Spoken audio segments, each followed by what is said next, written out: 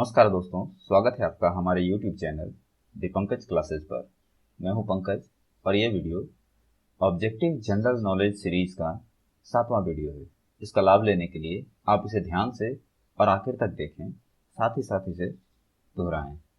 तो चलिए बिना देरी किए हुए शुरू करते हैं आज का ये वीडियो। पहला प्रश्न है, प्रसिद्ध कृति तबकात ए अकबरी की रचना किसने की? यह है बुक तबकात ए अकबरी, इसकी रचना किसने की थी? तो इसका उत्तर है ख्वाजा निजामुद्दीन अहमद। उत्तर क्या है इसका? ख्वाजा निजामुद्दीन अहमद। सामवेद गाने वाले विशेषज्ञ को क्या कहते हैं? सामवेद गाने वाले विशेषज्ञ को क्या कहते हैं? उद्गाता। जैन साहित्य को किस नाम से जाना जाता है? जैन साहित्य को किस नाम से जाना जाता है? यह है आगम। अधिकांश विद्वानों के अनुसार सिंधु घाटी सभ्यता के निर्माता कौन थे? यानी सिंधु घाटी सभ्यता में कौन लोग रहते थे? ये हैं द्रविड़। ये द्रविड़ जो अपने साउथ इंडिया वाले हैं। संगम काल में राजा के जन्मदिन को क्या कहा जाता था? संगम काल में राजा के जन्मदिन को क्या कहा जाता था? पेरुनल। याज्ञवल्क्य की स्मृति टीका किसने लिखी है? याज्ञवल्क्य स्मृति टीका, इसके राइटर हैं विज्ञानेश्वर ने। कश्मीर का अकबर किसे कहा जाता है? कश्मीर का अकबर किस व्यक्ति को कहा जाता है? यह है जैनुल आबिदीन को। बाबर की आत्मकथा तुजुक-ए बाबरी किस भाषा में है? बाबर की आत्मकथा तुजुक-ए बाबरी किस भाषा में है? तुर्की भाषा में। ईस्ट इंडिया कंपनी को बंगाल और बिहार की दीवानी किस मुगल सम्राट ने प्रदान की थी? ईस्ट इंडिया कंपनी को बंगाल और बिहार की दीवानी किस मुगल सम्राट ने प्रदान की थी? शाह आलम द्वितीय ने। ऋग्वेद में दस्यु शब्द का किसके लिए आया है? ऋग्वेद में दस्यु शब्द किसके लिए आया है? अनार्यों के लिए, मतलब जो आर्य नहीं थे उनके लिए दस्यु शब्द आया है। संगम युगीन साहित्य किस शैली में लिखा गया है? संगम युगीन साहित्य काव्य शैली में लिखा गया है। आगे बढ़ते हैं। गौतम बुद्ध के जन्म के समय पाटलिपुत्र का सम्राट कौन था? गौतम बुद्ध के जन्म के समय पाटलिपुत्र का सम्राट कौन था? बिंबिसार। चंदावर का युद्ध किनके किनके बीच हुआ था? चंदावर का युद्ध किनके किनके बीच हुआ था? मोहम्मद गोरी और जयचंद के बीच। परमार वंश की राजधानी कहाँ थी? परमार वंश की राजधानी थी धारा नगरी में। महाबलीपुरम स्थित 7 रथ मंदिरों का निर्माण किसने कराया था? महाबलीपुरम के सारे मंदिर जो है वो पल्लव वंश के शासकों ने करवाए थे। तो ये 7 रथ मंदिरों का निर्माण किसने करवाया था? नरसिंह वर्मन ने। नरसिंह वर्मन भी पल्लव वंश का ही शासक था। तहकीक-ए-हिंद ग्रंथ की रचना किसने की थी? तहकीक-ए-हिंद ग्रंथ की रचना की थी अल बरूनी ने। दीवान-ए-कोही की स्थापना किस सुल्तान ने की थी? दीवान-ए-कोही की स्थापना किस सुल्तान ने की थी? मोहम्मद बिन तुगलक ने। जफरनामा के नाम से इतिहास में क्या विख्यात हुआ? ये जफरनामा क्या था? जफरनामा है औरंगजेब को लिखा गया गुरु गोविंद सिंह का पत्र। आर्यों के पूर्व की ओर प्रसार का अभिज्ञान कराने वाले अग्निवैश्वानर तथा विदेह माधव की कथा का उल्लेख किस ग्रंथ में सर्वप्रथम हुआ है? आर्यों के पूर्व की ओर प्रसार का अभिज्ञान कराने वाली अग्निवैश्वानर तथा विदेह माधव की कथा का उल्लेख किस ग्रंथ में सर्वप्रथम हुआ है? तो ये ग्रंथ का नाम है शतपथ ब्राह्मण। ऋग्वेद में सबसे अधिक मंत्र किस देवता की स्तुति में लिखे गए हैं? ऋग्वेद में सबसे अधिक मंत्र इंद्र की स्तुति में लिखे गए हैं। निषाद का पहला उल्लेख, निषाद का सबसे पहला उल्लेख किस ग्रंथ में मिलता है? निषाद का सबसे पहला उल्लेख किस ग्रंथ में मिलता है?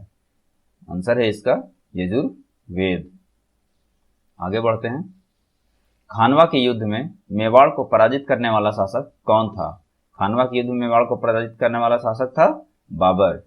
लॉर्ड डलहौजी ने अपहरण नीति डॉक्ट्रिन ऑफ लैप्स के अंतर्गत सर्वप्रथम किस राज्य को अंग्रेजी साम्राज्य के अधीन रखा? ये है सतारा। सबसे पहले उसने डॉक्ट्रिन ऑफ लैप्स के तहत सतारा को अपने अधीन किया। भारत में स्थानीय स्वशासन का प्रारंभ किसने किया था? भारत में स्थानीय स्वशासन का प्रारंभ किया था लॉर्ड रिपन ने। रिपन को रिपन द गुड भी कहा जाता है क्योंकि ये बहुत अच्छे अच्छे काम किए थे।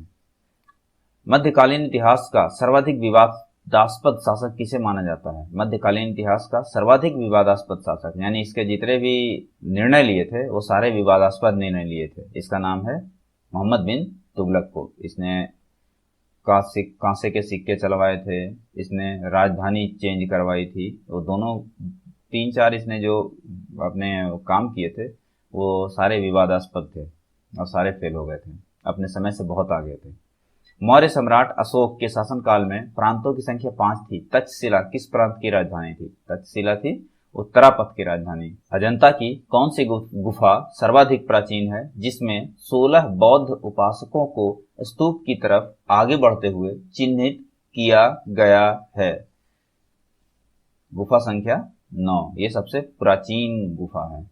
गुप्त प्रशासन में गज सेना का अध्यक्ष किसे कहा जाता था? गुप्त प्रशासन में गज सेना यानी हाथी की सेना का अध्यक्ष किसे कहा जाता था? महापिलुपति को। आगे बढ़ते हैं। वराह मिहिर द्वारा रचित बृहत संहिता में चालुक्य वंश को किस जाति का माना जाता है? वराह मिहिर द्वारा रचित बृहत संहिता में चालुक्य वंश को किस जाति का माना जाता है? सुलीक जाति का। राष्ट्रकूट राजवंश के चोल लेखों में किस राजा को सुगमता वर्त मतलब क्या? करों को हटाने वाला कहा गया है। राष्ट्रकूट राजवंश के चोल लेखों में किस राजा को सुगमता वर्त कहा गया है? कुलोतुंग प्रथम को। सल्तनत काल में विद्वानों एवं धार्मिक लोगों को प्रदान की जाने वाली आर्थिक सहायता क्या कहलाती थी? सल्तनत काल में विद्वान और धार्मिक लोगों को प्रदान की जाने वाली आर्थिक सहायता क्या कहलाती थी? इदरा। गुलाम वंश का शासक अलाउद्दीन मसूद शाह किस परिवार से संबंधित था? गुलाम वंश का शासक अलाउद्दीन मसूद शाह किस परिवार से संबंधित था? इल्तुतमिश के परिवार से। आगे बढ़ते हैं। अकबर ने 1562 ईस्वी में मेड़ता पर सरफुद्दीन के नेतृत्व में विजय प्राप्त की। वहां का शासक कौन था? अकबर ने 1562 में मेड़ता पर सरफुद्दीन के नेतृत्व में विजय प्राप्त की। वहां का शासक था Jaimal. Anglo Indian Hindu Association की स्थापना किसने की थी? एंग्लो इंडियन हिंदू एसोसिएशन, इसकी स्थापना की थी Henry Vivian Derozio, HLV Derozio. बाल गंगाधर तिलक ने किसके विरुद्ध मानहानि का दावा किया था? बाल गंगाधर तिलक ने मानहानि का दावा किया था, इसका नाम है वैलेंटाइन सिरोल के विरुद्ध। मद्रास में होम रूल लीग के प्रधान नेता कौन थे? मद्रास में होम रूल लीग के प्रधान नेता थे सुब्रमण्यम अय्यर। बिना अपील, बिना वकील, बिना दलील का कानून किसे कहा गया है? ना अपील, ना वकील, ना दलील, इसका कहा गया है रोलट एक्ट को। 1926 में पंजाब में नौजवान भारत सभा की स्थापना हुई थी। इसके प्रथम सचिव कौन थे? 1926 में पंजाब में नौजवान भारत की सभा की स्थापना हुई थी। इसके प्रथम सचिव थे भगत सिंह। नागरिक अवज्ञा आंदोलन में गढ़वाली सिपाहियों के 2 प्लाटूनों ने अहिंसक प्रदर्शनकारियों पर गोली चलाने से मना कर दिया था। इन प्लाटूनों का नेता कौन था? देखिए, नागरिक अवज्ञा आंदोलन में हुआ था, उसमें गढ़वाली सिपाहियों के 2 प्लाटून थे जिसने अहिंसक प्रदर्शनकारियों पर गोली चलाने से सीधे सीधे इनकार कर दिया था। इन प्लाटूनों का नेता था चंदर सिंह गढ़वाली। गांधी जी ने प्रसिद्ध दांडी मार्च में कितने चुने हुए अनुयायियों को साथ लेकर साबरमती आश्रम से चल दिए थे? था 78। कांग्रेस ने पहली बार स्वराज की मांग अपने किस अधिवेशन में की थी? कांग्रेस ने पहली बार स्वराज की मांग अपने किस अधिवेशन में की थी? कलकत्ता अधिवेशन 1906। 1857 में मेरठ छावनी में विद्रोह का दिन क्या था? इसका उत्तर है 10 मई। आगे बढ़ते हैं। 1857 के विद्रोह में जनता के किस वर्ग ने भागीदारी नहीं की थी? 1857 के विद्रोह में जनता कौन सा वर्ग था जिसने कोई भागीदारी नहीं की? इसका नाम है शिक्षित मध्यम वर्ग। History of the Indian mutiny नामक पुस्तक के लेखक कौन है? History of the Indian mutiny नामक पुस्तक के लेखक हैं चार्ल्स बॉल। 1857 की क्रांति का तत्कालिक कारण क्या था? तत्कालिक कारण था चर्बी युक्त कारतूस के प्रयोग की अफवाह। किस मुगल बादशाह ने राजा राममोहन राय को राजा की उपाधि प्रदान की थी? किस मुगल बादशाह ने राममोहन राय को राजा की उपाधि प्रदान की थी, जिसके बाद इनका नाम राजा राममोहन राय हो गया था? तो ये शासक का नाम है अकबर द्वितीय। ये मुगल शासक था बाद का। हिंदू मंदिरों में प्रवेश तथा सार्वजनिक सड़कों पर हरिजनों के चलने को लेकर त्रावणकोर के गांव में चलाए गए आंदोलन का क्या नाम था? देखिए, हिंदू मंदिरों में प्रवेश तथा सार्वजनिक सड़कों पर हरिजनों को चलने को लेकर, मतलब पहले हिंदू मंदिरों में प्रवेश का भी अधिकार नहीं था और सार्वजनिक सड़क पर भी हरिजन नहीं चल सकते थे। तो उन्हीं को चलने को लेकर त्रावणकोर में के गांव में चलाया गया एक आंदोलन था। उस आंदोलन का नाम था वायकोम आंदोलन। इंडिपेंडेंस लीग की स्थापना किसने की थी? इंडिपेंडेंस लीग की स्थापना किसने की थी? ये नाम है जवाहरलाल नेहरू तथा सुभाष चंद्र बोस ने। अखिल भारतीय किसान सभा का प्रथम अध्यक्ष कौन था? अखिल भारतीय किसान सभा का प्रथम अध्यक्ष था स्वामी सहजानंद। 1854 के वुड घोषणा पत्र में किसके विकास पर जोर दिया गया? 1854 के वुड घोषणा पत्र में किसके विकास पर जोर दिया गया था? उत्तर है माध्यमिक और उच्च शिक्षा पर। एनी बेसेंट ने मद्रास के स्टैंडर्ड पत्र को किस नाम से चलाकर होम रूल आंदोलन का मुख्य प्रचारक बनाया? एनी बेसेंट ने मद्रास के स्टैंडर्ड पत्र, मतलब उसका नाम था स्टैंडर्ड, उसका नाम बदलकर क्या किया गया? New India. सन्यासी विद्रोह किस क्षेत्र में हुआ था? सन्यासी विद्रोह हुआ था बंगाल में। आगे बढ़ते हैं। किस समाचार पत्र ने वर्नाकुलर प्रेस एक्ट से बचने के लिए अपना नाम बंगला से अंग्रेजी साप्ताहिक में परिवर्तित कर दिया था? ये वर्नाक्यूलर प्रेस एक्ट था, जो देसी भाषाओं का जो समाचार पत्र था उसको कंट्रोल करने के लिए बनाया गया था। तो उसने अपना नाम बांग्ला से अंग्रेजी में बदल लिया था, तो उसका नाम है अमृत बाजार पत्रिका। साइमन कमीशन के विरुद्ध प्रदर्शन करने में पुलिस लाठी चार्ज से लगी चोटों के फलस्वरूप किस नेता की मृत्यु हुई थी? यह नेता का नाम है लाला लाजपत राय। भारत में सांप्रदायिक निर्वाचन पद्धति का सूत्रपात किस अधिनियम से हुआ था? भारत में सांप्रदायिक निर्वाचन पद्धति का सूत्रपात किस अधिनियम से हुआ था? 1909 के अधिनियम से। केंद्र में द्वैध शासन का सिद्धांत किस अधिनियम से लागू किया गया? देखिए ये बहुत इंपॉर्टेंट है। केंद्र में द्वैध शासन का सिद्धांत अधिनियम है 1935 का अधिनियम। साइमन कमीशन के विरोध के समय गुजरात में बालिकाओं के किस संगठन को स्थापित किया गया था? साइमन कमीशन के विरोध के समय गुजरात में बालिकाओं का कौन सा संगठन था जिसको स्थापित किया गया था? उसका नाम है मंजर सेना। जलियांवाला बाग हत्याकांड की जांच रिपोर्ट किस समिति ने दी थी? जलियांवाला बाग हत्याकांड की जांच रिपोर्ट किस समिति ने दी थी? हंटर समिति ने। भारतीय राज्यों तथा परमोच्च शक्ति मतलब पैरामाउंट पावर के बीच संबंध किस समिति की रिपोर्ट में थे? भारतीय राज्यों तथा परमोच्च शक्ति के बीच संबंध किस समिति की रिपोर्ट में थे? समिति का नाम है बटलर समिति की रिपोर्ट में। वह कौन सा क्रांतिकारी था जिसने लंदन के कैक्सटन हॉल में डायर को गोली मारकर जलियांवाला बाग हत्याकांड का बदला लेने की अपनी प्रतिज्ञा पूर्ण की थी? मतलब क्रांतिकारी थे वो, उन्होंने जनरल डायर को गोली मार के जलियांवाला बाग हत्याकांड का बदला लिया था। उनका नाम था उधम सिंह। कौन तीन भाई स्वतंत्रता की बलि वेदी पर चढ़कर अमर शहीद हुए? कौन से तीन भाई थे जो स्वतंत्रता की बलि वेदी पर चढ़कर अमर शहीद हुए? उन तीनों भाइयों का नाम है चापेकर बंधु, दामोदर चापेकर, बालकृष्ण चापेकर और वासुदेव चापेकर। किस वर्ष गोवा सहित अन्य पुर्तगाली बस्तियों को भारतीय संघ का राज्य क्षेत्र बनाया गया? कौन सा ऐसा वर्ष था जब गोवा और अन्य पुर्तगाली बस्ती जो थे, जैसे भारत को तो अंग्रेजों से आजादी मिली थी, लेकिन जहां पुर्तगाल लोग शासन करते थे तो गोवा और भी जो दादर नगर हवेली ये सब थे, तो उसको शामिल किया गया था 1962 ईस्वी में। आगे देखते हैं। संविधान में मूल कर्तव्यों को शामिल करने का विचार किस देश के संविधान से लिया गया है? ये बहुत इंपॉर्टेंट क्वेश्चन है। मूल कर्तव्य को शामिल कौन से देश से लिया गया है? ये सोवियत संघ के संविधान से। राज्य के नीति निर्देशक तत्व एक ऐसा चेक है जिसका भुगतान बैंक की सुविधानुसार किया जाएगा। यह किसका कथन है? ये कथन है राज्य का नीति निर्देशक तत्व के बारे में कि राज्य के नीति निर्देशक तत्व एक ऐसा चेक है जिसका भुगतान बैंक अपनी सुविधा अनुसार करेगा। यह कथन है के.टी. शाह का। आगे बढ़ते हैं। अनुच्छेद 368 के संशोधन हेतु क्या संसद को विशेष बहुमत और कम से कम आधे राज्यों का अनुसमर्थन आवश्यक है? तो हाँ, परंतु सभी संशोधनों के लिए नहीं, केवल अनुच्छेद 368 के संशोधनों के लिए है। राष्ट्रपति निर्वाचित होने का पात्र बनने के लिए किसी व्यक्ति की आयु कितनी होनी चाहिए? आयु पूर्ण होनी चाहिए कितनी? तो इसका आंसर है 35 वर्ष। कम से कम 35 वर्ष की आयु वाला व्यक्ति ही राष्ट्रपति निर्वाचित होने के लिए पात्र हो सकता है। उपराष्ट्रपति के चुनाव में मतदाता होते हैं। उपराष्ट्रपति के चुनाव में मतदाता कौन कौन होते हैं? लोकसभा तथा राज्यसभा के सभी सदस्य। उपराष्ट्रपति चुनाव में मतदाता होते हैं लोकसभा तथा राज्यसभा के सभी सदस्य। किसकी अनुमति के बिना राज्य की विधानसभा में कोई धन विधेयक पेश नहीं किया जा सकता?